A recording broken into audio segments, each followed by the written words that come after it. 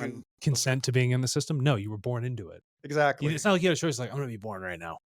Yeah, and that's not to say that consent doesn't exist. It's that we have to keep that one eye on what lies on the other side of, that great alchemical woodcut, of the guy reaching out Yeah. beyond the known and There's an into the alchemical lensing occurring, and yeah. something's on the other side. But of course, it's not just that. Again, it's not just it's your local horizon of sensibility and what happens when we can decentralize that and start to integrate those possibly overlapping bounds of people. I mean, that's basically what the Human Cultural Project has always been, but we're going to have opportunities that we have not historically to start to translate between what have been mutually incomprehensible domains of the structure of validity claims, the admissibility of data, all of these different things. And we'll start to find some really, really interesting generalizable insight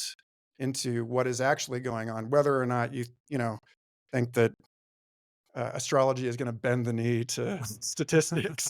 The point is that we're getting more comfortable with accepting that the more questions we answer, the more questions we produce, and we can expand the island of knowability, but we expand the unknowable, the mystery of things even faster to get back to that point about relationships in an ecosystem So you expanding the recombinant space. so you're saying the more you know, you less you know. The less you know relative to what you know Yeah. exists, for sure. Yeah. And And you so, have a limitation to what you know exists. yeah, That's what absolutely. you are. You're born limited. Right. Which is why, for whatever reason, a suspiciously high number of Nobel Prize winners self declare as highly religious, I think, because they mean something different about religion than Yeah. the atheists suppose. They mean the sort of Einsteinian mystical appreciation for what lies over their event horizon. Yeah, that's a very good way of putting it.